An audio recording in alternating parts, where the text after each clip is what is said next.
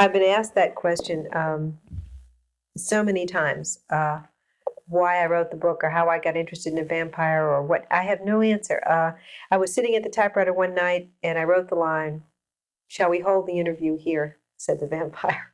And I started off just writing a short story about what would happen if a boy from an FM radio station found a vampire who would really tell him the whole story of his life.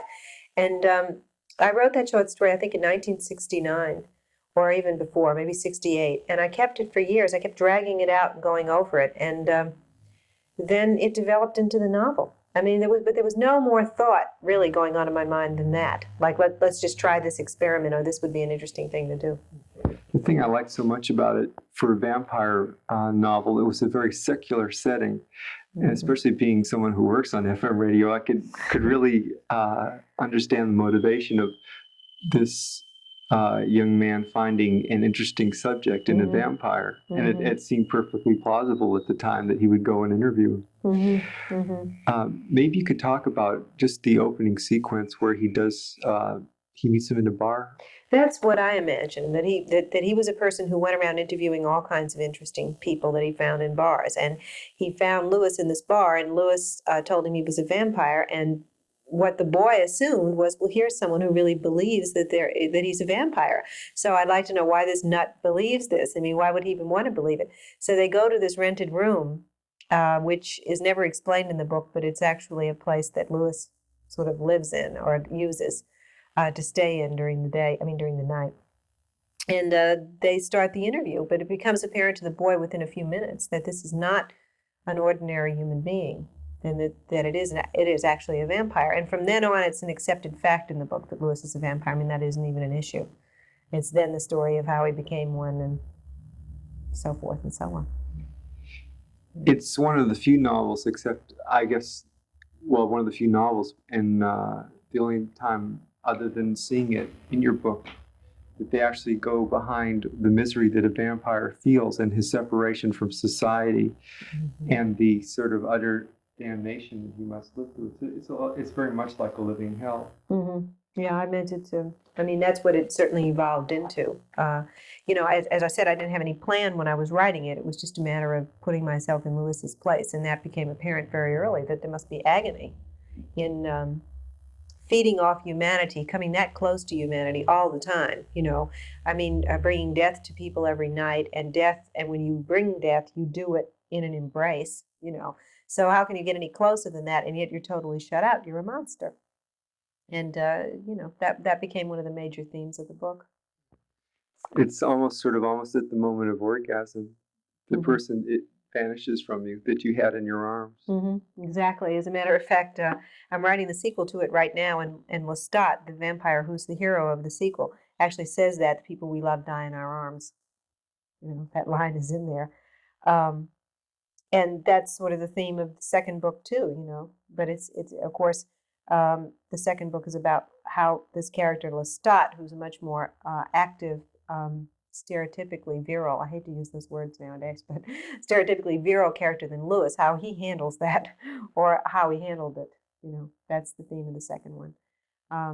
In Interview with the Vampire, Lewis never found any solution except misery. One of the reasons I guess he became a vampire was there seemed to be some sort of magnetism to the vampire who initiated him between the two men. I meant them to be highly magnetic. It seemed to me that was part of the myth, of vampires that we've inherited, that they have a tremendous amount of magnetism. That you get charmed by them and seduced by them, almost to the point where when they kill you, it seems to be part of the rapture. Yeah.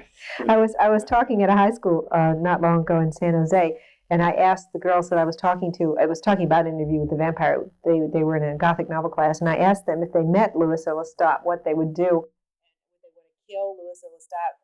How would they really feel? If you met a vampire, if you met something supernatural, ancient, immortal, what would be your reaction? Would you want to destroy it or what? And I remember one of the girls said, I'd say, bite me right here. And I think that's part of the vampire mythology, that they're so charming that you might do that. And the nice thing about the vampire myth too is it's almost explains sexual attraction in a way. It's sexual. I mean, there's no question about it. I think when I write those scenes of his approaching a victim, there's a sense of Lestat or Lewis possessing that victim. It's actually more fun to write the sequel from Lestat's point of view because he's much more upfront about that as a character. At least that's the way he evolves. Whereas Lewis was always, oh my God, it's going to happen again. I'm going to kill somebody. How terrible. I mean, I don't want to make fun of my own character, but he was, regretful. So it wasn't as much fun.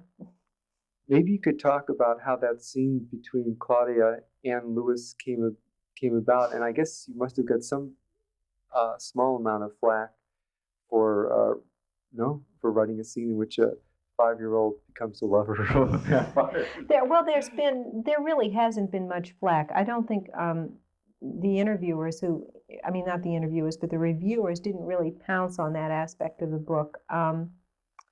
If the reviewers objected to the book, they objected to it totally. They objected to the whole idea of making vampires charming, of making bloodletting and blood-sucking seem so natural and so luscious and so forth. But in general, they really didn't pick on Claudia in particular. There have been a few people who've said things about it, but I think that they misunderstood it. It isn't a child molesting scene. She's really a vampire. They are vampires.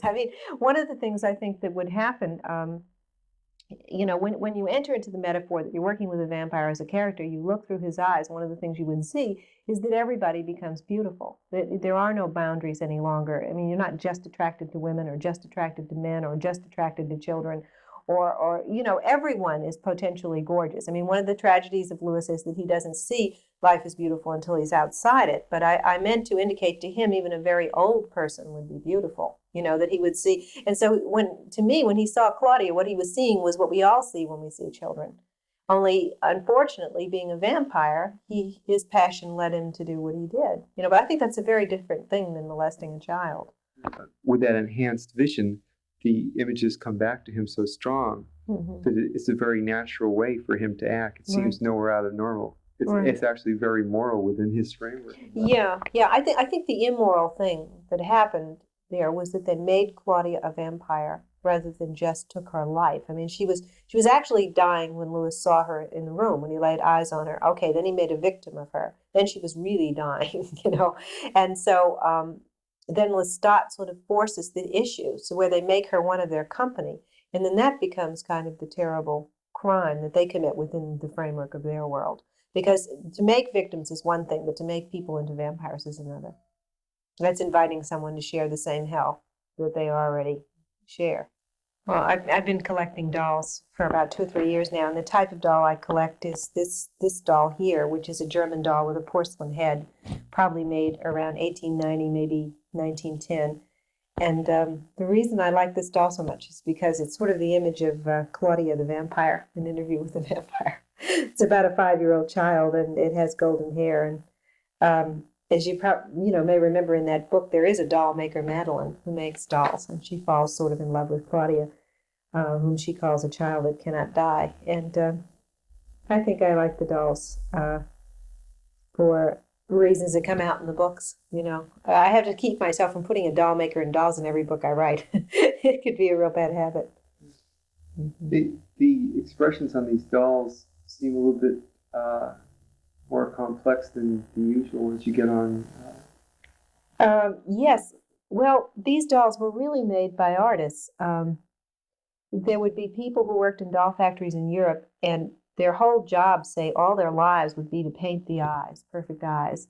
And they could do a job on the eyes of these dolls like no one else. And, several different people would work on the face. They get the coloring perfect. They do these very dark eyebrows. That's what I think is the most distinct characteristic of antique dolls, and why you can tell the imitation so quickly from the real thing, because the imitations almost never have those dark eyebrows. But anyway, they were real works of art. And this doll would have sold to a child during that period for about $1 or $2. But it was an expensive doll even then. It was a doll for a rich child. Poor kids couldn't afford these porcelain-headed dolls. Now these dolls are worth a lot of money, and they're going up and up and up in value because there are no more of them. And now I think one of the reasons we see so many children in horror movies is because as a culture we're terribly troubled about the question of having children. I think there are a lot of reasons why people feel that way, and some of them are understandable and some of them aren't very excusable. I think it has something to do with the tremendous amount of self-sacrifice required to have a child. People don't want to make that sacrifice any longer. And so they begin to see children as little devils, that are taking over their lives. Yeah. I think The Exorcist, I heard that when Max von Sydow saw the final print of The Exorcist, he was apparently quite surprised because he said something like, "My God, do we really hate children that much?" You know. I grew up reading ghost stories about houses in Louisiana, terrible ghost stories. I mean, some of the most awful ghost stories I've ever read came out of New Orleans. Can you name one or two? There are many different legends. There's a quadroon, for example, a ghost quadroon that walks on the rooftop of a house on Royal Street, I believe, and she had a white lover, the story goes, and when she was alive, and the white lover said he would marry her if she would agree in the dead of winter to go up naked and walk on the roof. And of course, she died of pneumonia as a result of doing this, and he never married her. That's one of the milder ones. Then there was a very famous woman named Madame Lalaurie, who apparently was a sadist, and she tortured her slaves in the attic brutally, absolutely terribly. She had them chained to the walls, and she inflicted unspeakable tortures on them. And her house in the French Quarter is supposed to be haunted to this day by the ghosts of those slaves. A slave girl runs across the roof and jumps to the patio below. This was one of the slaves who in real life escaped the attic and ran. And that's one of the grimmest stories. In the newspapers at the time, when these slaves were discovered, they were carried to the local city hall, and they were quite a spectacle because they were emaciated and burned, and I don't know what all, as a result of the torture. That's one story. I don't remember all the others, but they always involve. I mean, many of them involve elements of torture and brutality and terrible. There was of course a mad person in New Orleans who cooked human beings and served them to people to eat. That story, I think, that occurs in London and Paris as well. That kind of stuff. But I read those stories at the local library, and I remember going and passing the houses where these ghosts apparently hung out. I never saw a ghost. I've never seen one. Do you think in the folklore and as growing up as a kid in New Orleans, they have a special love for, I guess in a way, Feast of All Saints is a special festival which they don't have too many other places, and a special love for the fantastic and being close to the Caribbean. I guess there's the voodoo must leak in there somewhere. Oh, there's a lot of voodoo in New Orleans, apparently. I never ran on it, but there was a lot of it practiced. In the old days, there was Congo Square in the French Quarter where the voodoo people would meet and dance. I mentioned it in Feast of All Saints that on Sundays, Marcel, the hero, can hear the drums from Congo Square, and it's particularly torturesome because it represents something about the black background that he can't in any way understand. As you grew up, did that influence you as a child? Oh, I heard those stories. I remember the black lady that worked for us telling me that she had hung her son up in the fireplace to smoke the devil out of him. And I remember saying, "You didn't really do that." And she said, "Oh, yes, I did." Better than washing his mouth out with someone. Yes, that's right. So I heard of it all my life, and again, it's a matter of being steeped in an atmosphere. I grew up looking at those houses every day, seeing those trees, those cemeteries, hearing that talk. It's a very sensuous atmosphere, and it makes all the mystery and the horror seem part of the beauty of the magnolias and the fragrance of the flowers and the breeze off the river and the delicious food. It all seems to be one fabric. In broad daylight, I would never go into those cemeteries after dark, but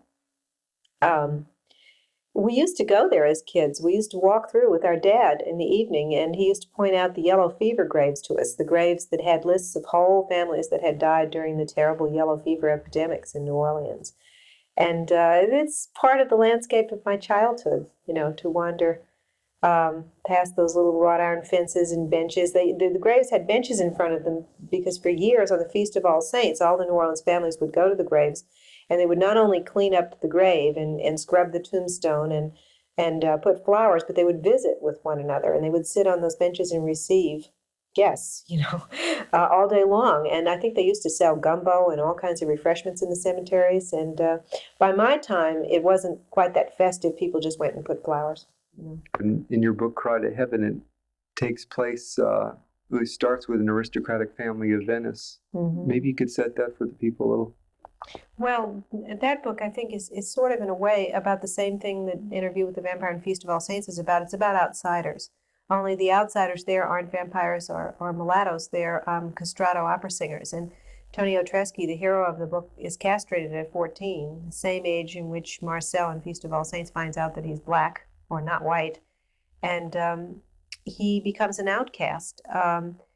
But comes from this aristocratic family in Venice. But as you can see in the early pages of the book, the aristocratic family in Venice is a decayed facade for an extremely unwholesome situation. I mean, a young mother that's sort of going mad, and a very old father that never sleeps with the mother. But this is normal life. Antonio gets cast out of normal life when he's castrated and sent away to study music. But what the irony is that he happens upon a real life as a castrato opera singer that is infinitely better than the life he lived before. But, I grew up in a sort of a bohemian atmosphere at home with people dancing to ballet music in the living room, and my father carving wood carvings in the back. And there was a lot of, there was always classical music playing. There were always exciting discussions going on, and it was very chaotic. And one of the things that has always interested me as a writer is the two different realms we're faced with in life. The realm of the normal with all its power. I used to envy the girls in New Orleans that went to the right schools and made debuts and had their pictures in the paper and had everything normal and wonderful and working in their lives. And yet at the same time, I loved my own existence of complete, a much madder bohemian upbringing. And so I really wanted to talk about that in Cry to Heaven. I mean, what is it like when the normal life is really miserable and the artistic life is really better? And is the artistic life really better? I never could make up my mind for Tonio in the book whether it was really better. Okay, and maybe just finally, you could tell people what you're working on now. You're in the process of working on a sequel to Interview with the Vampire. Right. I'm working on a book called The Vampire Lestat, and it is the sequel to Interview with the Vampire, and it concerns Lestat's coming back. He was the devil vampire of the first book who made Louis a vampire and made Claudia a vampire. And in the end of that book, he sort of goes underground. He goes into exile, into decline. And in this book, he comes back out in the 1980s, and it's really, it's very different from Interview with the Vampire in that I don't think it will have the same atmosphere as Interview with the Vampire. It's really about the modern world and how a vampire would function in the modern world. It's kind of, in some ways, my answer to the books that impressed us when we were teenagers so much, George Orwell's 1984 and Aldous Huxley's Brave New World. I mean, it's kind of like my version of that, only it's a vampire novel and it's with Lestat as the hero.